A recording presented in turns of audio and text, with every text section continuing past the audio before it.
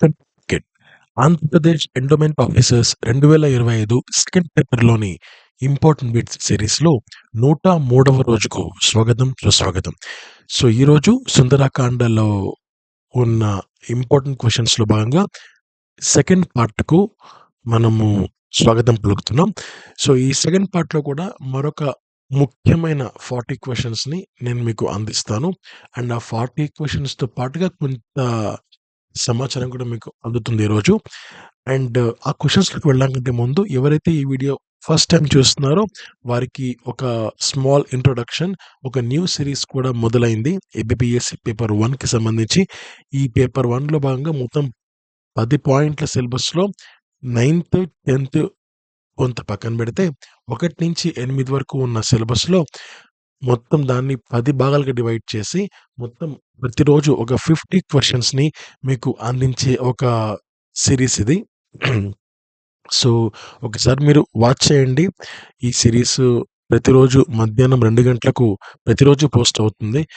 And ఓసారి మీరు ఆ వీడియోస్ చూడండి. ఆ వీడియోస్ మీకు నచ్చింది అనిపిస్తే ఎక్కువ మంది ప్రిపేర్ అవుతున్నారు ఏబీపీఎస్సీకి. ఎందుకంటే ఏబీపీఎస్సీ కూడా చాలా యాక్టివ్ అయింది. అండ్ ప్రతిరోజు కూడా అప్డేట్స్ ఇస్తూనే ఉంది ఏబీపీఎస్సీ వెబ్‌సైట్‌లో. సో, ప్రిపేర్ అయ్యే వారికి ఈ వీడియోస్ అనేది షేర్ చేయండి. So, let's move to the original video. So, 103వ వీడియో సుందరకాండ సెకండ్ పార్ట్‌కు మనము వెళ్దాం. ఇందులో ఫస్ట్ క్వెషన్ అబ్జర్వ్ చేస్తే, హనుమంతుడు సీతను ఏ వృక్షం కింద చూశాడు?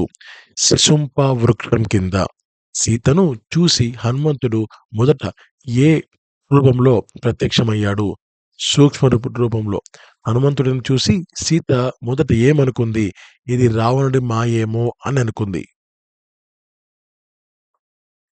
హనుమంతుడు సీత నమ్మకం పొందడానికి ఏం చేశాడు? రాముని వంశం, గుణాలను వివరించాడు. సీతను రాముని భార్యగా ఎలాగ వివరించాడు? పతివ్రత అని, క్షమాశీలి, ధర్మనిష్ట అని వివరించాడు. అంటే సీతమ్మ అడుగుతారనమాట హనుమంతుడిని. ఆహ్, రాముడి యొక్క భార్య సీతమ్మ అని నువ్వు అనుకుంటున్నావు కదా! ఆమె ఎలాంటిది? అప్పుడు అలా ఆ మాట చెప్తారు. హనుమంతుడు సీతకు తన రామదూత స్థితిని ఎలా నిరూపించాడు? రాముని యొక్క అంగుళీయకాన్ని ఇచ్చాడు. సీత రాముని గుర్తుగా హనుమంతుడికి ఏమిచ్చింది? తన చూర్ణామణి అంటే కేశాలలోని ఆభరణాన్ని ఇచ్చింది. హనుమంతుడు సీతను వెంటనే తీసుకెళ్లాలని ఎందుకు అనుకున్నాడు? తన శక్తితో రాముని వద్దకు తీసుకెళ్లగలను అనే నమ్మకంతో. సీత హనుమంతుడి ఆ ప్రతిపాదనను ఎందుకు తిరస్కరించింది? రాముని వీరత్వమే తన విమోచన కావాలని కోరుకుంది. సీత హనుమంతునికి ఏం చెప్పమని చెప్పింది? రాముడు వచ్చి తానే రక్షించాలి అని చెప్పమని చెప్పింది. ఆ సమయంలో సీతమ్మ చెప్పింది. అంటే ఒక నెల రోజులలోపు రమ్మని చెప్పు అని కూడా చెప్పింది. తర్వాత సీత రామునికి ఏ స్మరణలు పంపింది? తన విశ్వాసం, దుఃఖ స్థితి. సీత రాముని గురించి ఏ మాట చెప్పింది? నా మనసు రాముడిలోనే ఉంది అని చెప్పింది. హనుమంతుడు లంకలో సీతను చూసిన తర్వాత ఏమి నిర్ణయించుకున్నాడు? రావణుని బలం తెలుసుకోవాలని. హనుమంతుడు రావణ ప్రసాదం ఎక్కడి నుంచి చూశాడు? అశోకవనం సమీపం నుండి. అశోకవనంలో సీతకు సహాయం చేసిన రాక్షసి ఎవరు? త్రిజట. అశోకవనం అనేదండి ఇది రావణుడికి చాలా చాలా ఇష్టమైన ప్రదేశం. సో, ఇది గనక నాశనం చేస్తే మొత్తం లంకని ఒక గుండె, లంకకు గుండె లాంటిది అశోకవనం. ఆహ్, సో, అలాంటిదనమాట. సీత తి సీత త్రిజటను ఎలా భావించింది? తనకు రక్షణ కల్పించిన స్నేహితురాలిగా. సుందరాకాండకు ఉన్న మరొక పేరేంటి? సుందరాకాండను పారాయణకాండ అని కూడా అంటారు. ఆహ్, హనుమంతుడు లంకలో ఏ ప్రసాదాన్ని ధ్వంసం చేశాడు? అశోకవనం. తర్వాత రాక్షసులు హనుమంతునిపై ఎవరిని పంపారు? జంబుమాలి. జంబుమాలి ఎవరు? రావణుని సేనాధిపతి కుమారుడు. తర్వాత హనుమంతుడు జంబుమాలిని ఎలా జయించాడు? ఒక గుద్దుతో సంహరించాడు. సుందరాకాండ మొదటి శ్లోకం ఎన్నోవ శ్లోకంతో మొదలవుతుంది అంటే 12,000 శ్లోకంతో. అంటే మనకు ఈ యొక్క కిష్కింధకాండ చివరి శ్లోకం వచ్చి 11, సారీ 11,999 అనమాట. సో, అంటే ఆహ్, 11,999వ శ్లోకంతో కిష్కింధకాండ పూర్తవుతుంది. 12,000 శ్లోకంతో సుందరకాండ మొదలవుతుంది. మొదటి శ్లోకం ఏది అంటే తతో రావణనీతాయ సీతాయ శత్రుకర్షణః ఈయేష పదమన్వేష్టం చారణ చరితేపది. ఇదేంటంటే ఈ శ్లోకంలో ఒక గొప్పతనం ఏంటంటే, అంటే ఎందుకు నేను ఈ శ్లోకాన్ని మెన్షన్ చేశాను అంటే ఇందులో ఒక గొప్పతనం ఉంది. అదేంటంటే ఈ శ్లోకం మీనింగ్ ఏంటంటే సీతమ్మ అన్వేషణ కోసం ఆయన బయలుదేరాడు. ఆయన అని ఉంటది తప్ప ఆయన పేరు హనుమ అని ఇక్కడ చెప్పరు.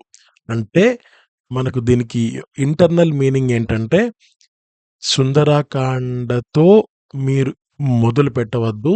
తర్వా కిష్కింధకాండ నుంచి మీరు స్టార్ట్ చేయండి అని ఒకటి మీనింగ్ వస్తది. తర్వాత ఇంకొకటి ఇక్కడ చారణ అనుంది. చారణ అంటే ఏంటంటే వీళ్ళు భూమి మీద ఉంటారనమాట. ఆకాశంలో తిరుగుతూ ఉంటారు. వీళ్ళు ఎప్పుడు ఎక్కడికి వెళ్ళినా పాజిటివిటీని వాళ్ళు స్ప్రెడ్ చేస్తూ ఉంటారు. ఇంకా మన భాషలో చెప్పాలంటే, అంటే చారణలు అంటే ఎప్పుడూ గుడ్ న్యూస్‌లే ఇస్తుంటారనమాట అందరికి. అలాంటి వ్యక్తులు. సో, ఇక్కడ చారణ అనే పదం అక్కడ వాల్మీకి మహర్షి ఒక శ్లోకంలో ఇచ్చారు అంటే, సుందరాకాండ నుంచి ఇంకా రామాయణం పూర్తిగా పాజిటివిటీగా ఉంటుంది అనేది ఒక సిగ్నల్ అనమాట. అదొకటి. ఈ 2 నేను మీకు చెప్పాలనుకున్నాను. తర్వాత అఖిల సేన విఫలమైనప్పుడు రావణుడు ఎవరిని పంపాడు?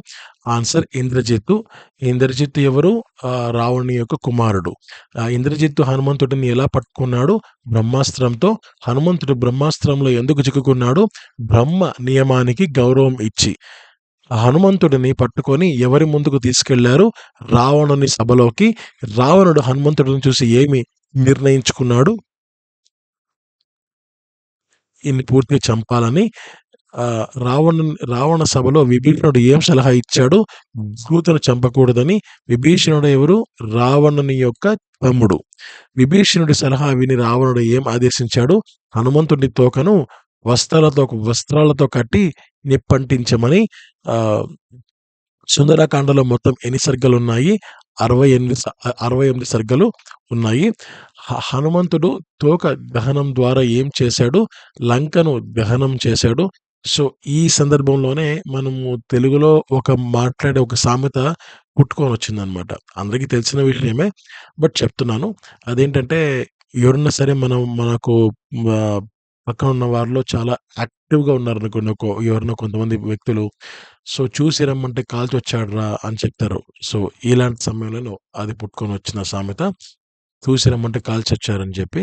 సో, లంక దహన సమయంలో హనుమంతుడు ఎందుకు దుఃఖించాడు? సీతకు హాని కలిగిందేమో అని. లంక దహనం అనంతరం హనుమంతుడు మళ్ళీ సీతను ఎందుకు చూశాడు? ఆమె క్షేమాన్ని నిర్ధారించడానికి. సీత హనుమంతునికి ఏం చెప్పింది? రాముడిని త్వరగా రావాలని చెప్పమని చెప్పింది. సీత చెప్పిన గడువు ఎంత? ఒక నెలలో రాముడు రావాలని. హనుమంతుడు సీతను వీడి ఎక్కడికి బయలుదేరాడు? తిరిగి సముద్ర తీరం వద్దకు వానరుల దగ్గరికి బయలుదేరాడు. సముద్రం దాటి హనుమంతుడు ఎవరిని ముందుగా కలుసుకున్నాడు? అంగదుడు, జాంబవంతుడు. హనుమంతుడు వానరులకు ఏ సమాచారం ఇచ్చాడు? సీతను చూచిన విషయం. ఇక్కడేంటంటే ఇక్కడొక పాయింట్ ఉందండి. 3318 క్వెషన్ దగ్గర. ఏ సమాచారం ఇచ్చాడు అంటే సీతమ్మను చూసిన విషయం. ఓకే.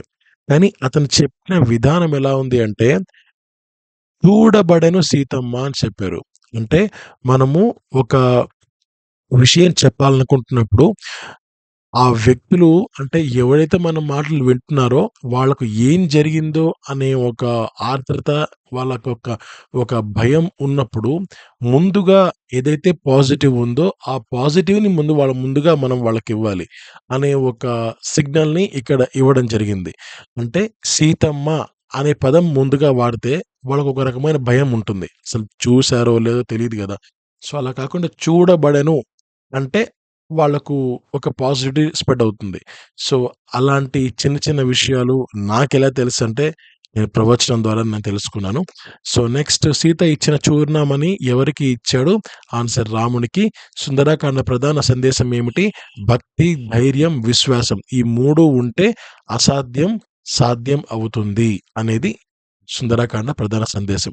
సో, ఇక్కడ మీరు కొన్ని కొన్ని ఇంపార్టెంట్ పాయింట్స్ చెప్పాం గదా! ఇవి మొత్తం మీరు ఎగ్జామినేషన్ పాయింట్ ఆఫ్ వ్యూ కాస్త నోట్ చేసుకోండి. సో, ఇంతటితో సుందరకాండ ఫినిష్ అయింది. మాక్సిమం అన్ని పాయింట్స్ నేను కవర్ చేశాను. ఇంకా ఏదైనా సంథింగ్ నాకు ఈ ప్రీవియస్ ఏవైతే ఉంటాయో కాండాలు మనకు బాలకాండ కానీ, అయోధ్యకాండ, అరణ్యకాండ, కిష్కింధకాండ, సుందరకాండ 5 అయిపోయాయి గదా! ఈ 5లో సంథింగ్ నాకు ఇంకా ఏమైనా కనపడితే ఖచ్చితంగా నేను నెక్స్ట్ వీడియోస్‌లో వాటిని నేను మీకు అందివ్వడం జరుగుతుంది. ఇప్పటిదాకైతే నేను మాక్సిమం అన్ని కవర్ చేశాను అనుకుంటున్నాను. ఒకవేళ ఏదైనా కనిపిస్తే ఖచ్చితంగా నేను మీకు వాటిని యాడ్ చేస్తాను. So, thank you so much. Have a great day. And ఈ వీడియోస్ చాలా చాలా వాల్యుబుల్ అండి. అండ్ ఎక్కువ కొంచెం రీసెర్చ్ చేసి ఎక్కువ బుక్స్‌లో ఎక్కువ చోట్ల నేను సేకరించి నేను మీకు అందిస్తున్నది. సో, ఎక్కువ మందికి ఈ యొక్క కంటెంట్ వాళ్ళకి చేరాలి. ప్రిపేర్ అవుతున్న ప్రతి ఒక్కరికి చేరాలి. సో, అదే నా కోరిక. Thank you so much. Have a great day. నమస్తే. జై హింద్.